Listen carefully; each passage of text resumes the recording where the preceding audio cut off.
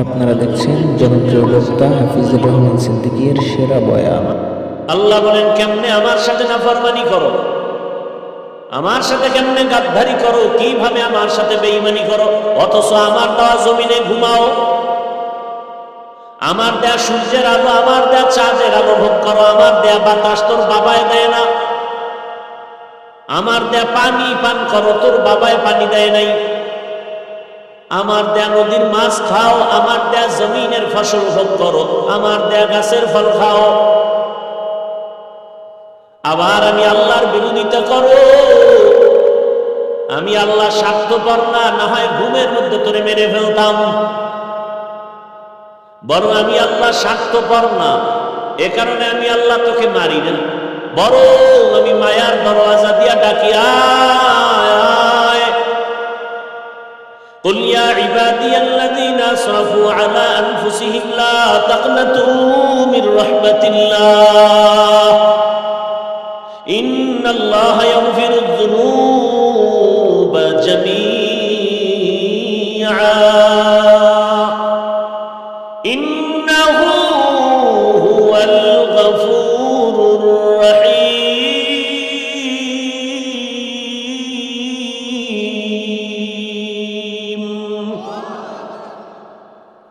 আল্লাহ বারবার ডাকেন, কি পরিমাণ গুনাহ করেছো, আমার দেওয়া পানি, আমার দেওয়া বাতাস, আমার দেয়া চাঁদের আলো, সূর্যের আলো, জমিনের ফসল, গাছের ফল, নদীর মাছ খাইয়া লইয়া শরীরটারে তাজা বানাইয়া কি পরিমাণ অন্যায় করেছো,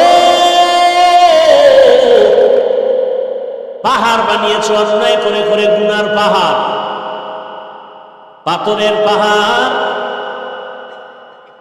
মাটির পাহাড়, স্বর্ণের পাহাড়, আর বুনিয়াদ তুমি করেছো গুনার পাহাড়। 30, 40, 50 বছর ধরে গুনাহ করে করে এত পরিমাণ তুমি গুনাহ করেছো, মনে হয় হিমালয় ফেল হয়ে যাবে, এত বিশাল পাহাড় গুনার। আল্লাহ বলেন, আমার রহমত আরো বড়, আমার দয়া আরো বড়, হিমালয়ের থেকেও যদি তোর গুনার পাহাড় বড় হয়ে যায়, আর চোখের পানি ছেড়ে যদি তোর 80 বছরের গুনাহ আমার আদালতে এসে যদি 1 ফোঁটা পানি ছেড়ে বলো, ইয়া রাব্বি গফিরলি, ও রব আমাকে মাফ করে দাও, তোর 70 বছরের গুনাহ আমি মাফ করব 1 সেকেন্ডের ভেতরে। আতিনা ফি দারে দুনিয়া না হাসান, আতিনা ফি দারে দুনিয়া না হাসান, আতিনা ফি দারে উকবা না হাসান, ইয়া গিয়াসাল মুস্তাগীসি নাহদিনা ইফতিখারা বিল উলুমি ওয়াল গিনা, हर गोरी देने को तू तैयार है, जो न मांगे उससे तू बेजार है। প্রত্যেকটা মানুষের ভেতরে গুনাহ করার আকর্ষণ আছে, যে বলবে আমার মধ্যে গুনার আকর্ষণ নাই, কসম আল্লাহ, ও মানুষ না। আল্লাহ কসম করে বলছেন, তুমি বলবা কেন আমার আকর্ষণ নাই? والشمس وضحاها والقمر إذا تلاها والنهار إذا جلاها والليل إذا يغشاها والسماء وما بناها والأرض وما طحاها ونفس وما سواها فألهمها فجورها وتقواها। আল্লাহ তাআলা আসমানের কসম করলেন, সূর্যের কসম, সূর্যের আলোর কসম, রাতের কসম, রাতের অন্ধকারের কসম, এতগুলো কসম কেটে আল্লাহ বলেন, ফাআলহামাহা ফুজুরাহা ওয়া তাকওয়াহা, মানুষের ভেতরে ইচ্ছা শক্তি আমি দিলাম, এই ইচ্ছা শক্তির দ্বারা বান্দা চাইলে ন্যায় করতে পারে, গুনাহও করতে পারে। এ কারণেই তো দেখা যায় জমিনের মধ্যে বড় বড় বড় বড় আল্লাহওয়ালারাও মাঝে মাঝে লাইনচ্যুত হয়ে গেছেন, লাইন থেকে একটু ভিন্ন দিকে চলে গেছেন। ইতিহাস জগৎ বিখ্যাত একজন ওলিয়া কামেল শায়েখ শিবলি রহমতুল্লাহ আলাইহি জগৎ বিখ্যাত একজন ওলিয়ে কামেল জুনায়েদ বাগদাদী রহমাতুল্লাহ আলাইহি। এদের নাম শুনছেন কোনদিন? আপনাদের দিল কি বলে? এরা সাধারণ কোনো মানুষ? তাহলে জুনায়েদ বাগদাদী রহমতুল্লাহ আলাইহি, শায়েখ শিবলি রহমতুল্লাহ আলাইহি, এরা কত বড় আলেম এবং আবেদ, কত বড় ওলি। এবার বুঝেন তো তাদের পিসাব কেমন। জুনায়েদ বাগদাদীর পীর, শিবলির পীর আবু আব্দুল্লাহ আন্দলুসি রহমতুল্লাহ আলাইহি, 100 বছর আগের ঘটনা। সেই সময় ইরাকের জমিনে তার মুরিদের সংখ্যা 40,000। আর সে জুনায়েদের পীর আবু আব্দুল্লাহ 30,000 হাদিস সনদ সহ মুখস্থ। ঘটনা আছে, বলবো না। এই আল্লাহর বান্দাও এক পর্যায়ে হঠাৎ লাইনচ্যুত হয়ে গেছেন, চোখের নজর একটু উল্টা পাল্টা হয়ে গেছিল। ওসমান রাদিয়াল্লাহু তাআলা আনহু মসজিদের মধ্যে বয়ান করতেছেন, হঠাৎ একজন সাহাবী বাজার থেকে এসে মজলিসে ঢুকছেন বয়ান শুনতে। মসজিদের মজলিসে বসার পরে দীর্ঘ সময় পর ওসমান রাদিয়াল্লাহু আনহু বলেন, মজলিসের মধ্যে এমন একটা লোক আছে যার চোখের মধ্যে জিনার আসর দেখা যায়। এ বুঝারও মানুষ নেই, কি কই কি শুনি আল্লাহই ভালো জানে কি ভাবে। ওসমান রাদিয়াল্লাহু তাআলা আনহু বলেন, এমন একজন ব্যক্তি মজলিসে আছে যার চোখে জিনার আসর দেখা যায়। তার মানে একটা বেগানার চেহারার সাথে তার নজর লাগছে, এটা কবিরা গুনাহ। চোখের জেনা, কিসের জেনা? চোখের, হাতের জেনা, জবানের জেনা, অন্তরে যে কল্পনা করো মেয়ে দেখে, এটা অন্তরের জেনা। যে ব্যক্তি বাজার থেকে আসছে, আশ্চর্য হয়ে গেল, বাজারে আমার সাথে এক নারীর চেহারায় চোখ লাগছে, ওসমান কেমনে জানল? মজলিস শেষ, আস্তে করে কাছে গিয়া বললেন, খলিফাতুল মুসলিমিন, ওহির দরজা কি খোলা? কয় না তো। নবুয়তের দরজা খোলা? কয় না। আপনি জানলেন কিভাবে আমার চোখে জেনার নজর? ওসমান রাদিয়াল্লাহু আনহু বললেন, ওহির দরজা বন্ধ, নবুয়তের দরজা বন্ধ ঠিক, কিন্তু ফেরাসাতের দরজা তো বন্ধ নেই। আউলিয়ারা কারে উকবা ইখতিয়ার জাহেলারা কারে দুনিয়া ইখতিয়ার। এখন কি বলবেন? ওসমান গায়েব জানে। আপনি তো গায়েবের ব্যাখ্যাই বুঝেন না। আমার আল্লাহ তাআলা তার পাওয়ারে, ক্ষমতায় যেই পরিমাণ গায়েবের খবর জানেন, ওই পাওয়ার পৃথিবীর আর কারো মধ্যে নাই। আমার আল্লাহর পাওয়ার কি আর একজনের মধ্যে আছে নাকি? এটা মনে করলে তো আপনার বউ তালাক, আপনার আর ঈমান নাই। আল্লাহ তো এক। আপনাদের ধারণা কি আল্লাহ এক নাকি? সহযোগিতায় কিছু লোক আছে। হ্যাঁ, লাম ইয়ালিদ লাম ইউলাদ উলাইকাস। এই আপনাদের কি হেদায়েত হয়ে গেছে না? এরা উঠে গা কমপ্লিট হেদায়েত না বিড়ি টানতে যায়? কি জন্য যে এরা আওয়াজে আসে তাও বুঝেন। কারো জ্যৈষ্ঠ মাস, কারো সর্বনাশ। মরাটার মারো কেন, লড়ে কেন? শয়তানে যারে ধরে কাম থুইয়া আকাম করে। আল্লাহ হেদায়েত দান করে। ওই যে বলছি, বয়ান কি করে বুঝেও না। প্রিয় দর্শক, কোরআন হাদিসের এই মূল্যবান নসিহত আপনার জীবনের জন্য খুবই গুরুত্বপূর্ণ, আওয়াজটা ভালো, তাই ধৈর্য সহকারে সম্পূর্ণ ভিডিওটি দেখতে থাকুন। আর ওর কানই নেই, শুনবে কি? গান শুনতে শুনতে কানের পাওয়ার শেষ। মায় কয় ভাত খাবি না? কয় গোসল করে ফেলছি বহু আগে। ওই গজবের মোবাইল দিয়া জীবনটাকে ধ্বংস করে ফেলেছে। মানুষ দেখে না। দেখেন এই যে হাতের তালু, এটাকে কি বলেন আপনার? এই হাতের তালু, এর মধ্যে কোটি কোটি ছিদ্র আছে, জানেননি কেউ? কোটি কোটি ছিদ্র। মাইক্রোস্কোপ যন্ত্র দিয়ে যখন হাতের উপরে ধরবে, এরকম বড় বড় ছিদ্র তখন আয়নায় ধরা পড়বে। এবং দেখবেন বাথরুমে গেলে যারা টিস্যু ব্যবহার করে না বা মাটির ঢিলা ব্যবহার করে না, এই ছিদ্র দিয়া ওই পায়খানার অংশ ময়লাগুলো এই হাতের মধ্যে যায়। যখন ওই মাইক্রোস্কোপ যন্ত্র দিয়া যখন ধরবে, তখন দেখা যাবে ভেতরে কি পরিমাণ ময়লা। ঘাম যখন হয় হাতে, ময়লাগুলো বের হয়। তাহলে এই ছিদ্রগুলো সরাসরি দেখা যায় না। আমাদের পুরা বডির মধ্যে যে পশম, দেখেন আপনি সরিষার তৈল বুকে লাগান, ভেতরে ঠান্ডা, চামড়ায় ঠান্ডা না, কিন্তু ভেতরে গিয়ে অ্যাকশন শুরু হয়ে গেছে।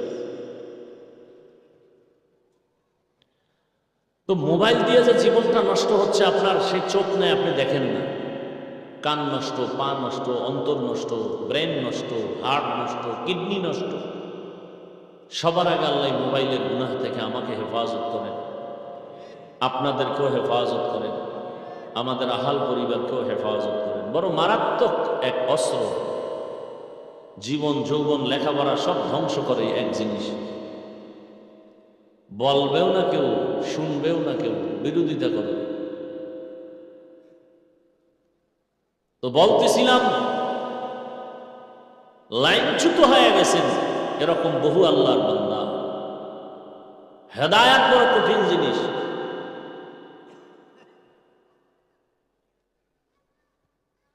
এজন্য সীমাবদ্ধতার মধ্যে জীবন কাটাতে হবে।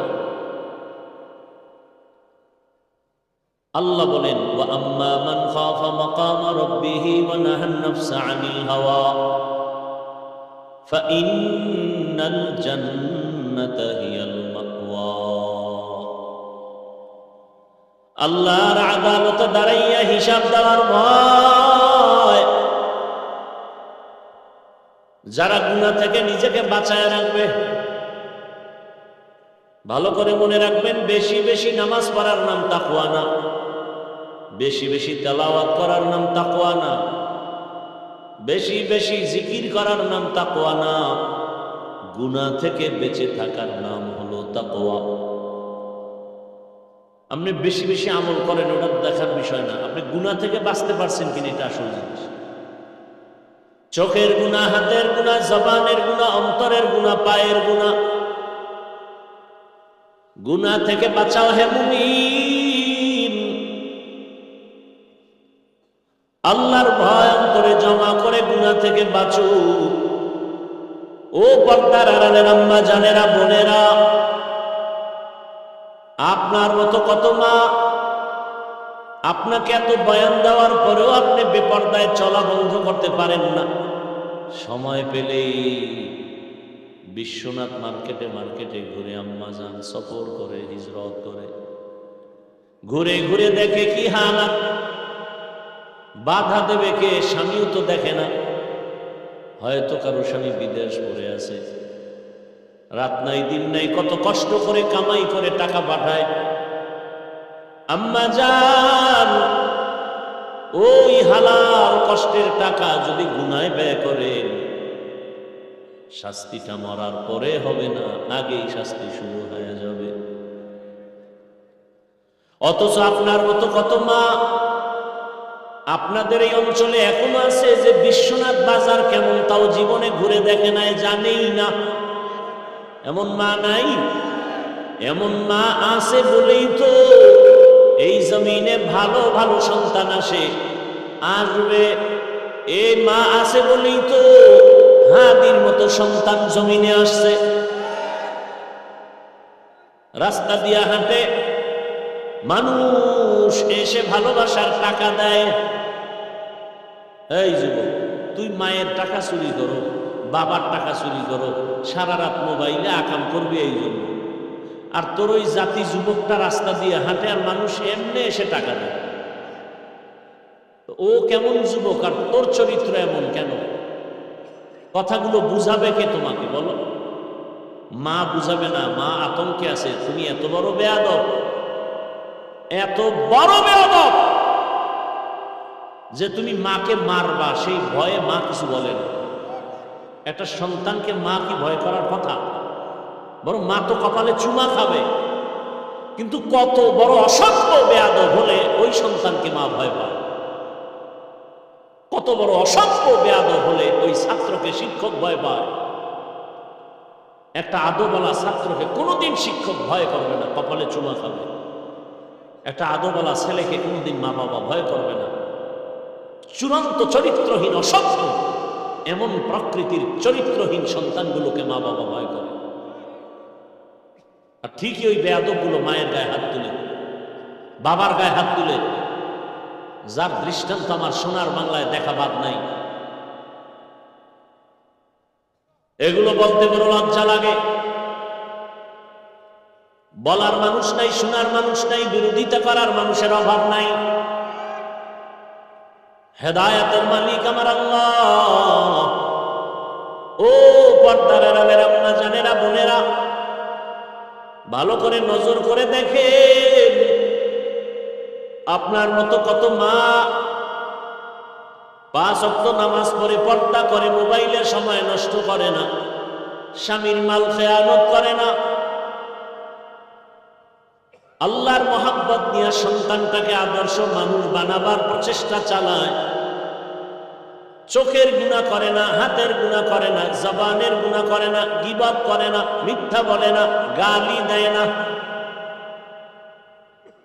ওরে আম্মা জান, আপনি কেন পারেন না বেপরদায় আড্ডা দেন? কয়দিন এভাবে করবেন? আমার আল্লাহকে কি ভয় করেন না? এমন একটা দিন আসবে, জীবন চলে যাবে। ভালো একটা সন্তান রেখে গেলে এটা আপনার জীবনের পুঁজি। সন্তানটাকে ডাক্তার, ইঞ্জিনিয়ার, প্রফেসর বানাবেন, তবে বেয়াদব বানাবেন না। সন্তান আদবওয়ালা ডাক্তার হলে দেখবেন ওই সন্তান ডাক্তারিও করবে, রুগী দেখবে আজান হলে নামাজে যাবে, নামাজ আদায় করে কোরআন তেলাওয়াত করবে, মা বাবার জন্য দোয়া করবে। ও আমার যুবক বাবারা, কয়দিন আর যৌবনের বাহাদুরি করবা? চোখের সামনে শুধু লাশের মিছিল। ঘুমের বিছানায় যুবকের লাশ, পানির ভেতরে যুবকের লাশ, গাড়ির নিচে যুবকের লাশ। ও যুবক, তোমার মতো কত যুবক দাড়িওয়ালা নামাজি, স্কুলে পড়ে, কলেজে পড়ে, সত্য সাক্ষী দেওয়া আছে না নাই? তোমার কপালে কার বরদোয়া লাগছে? তুমি পারো না কেন? তোমার মতো যুবক রাস্তায় গাড়ি চালায়, আজান হলে নামাজ আদায় করে, তুমি পারো না কেন?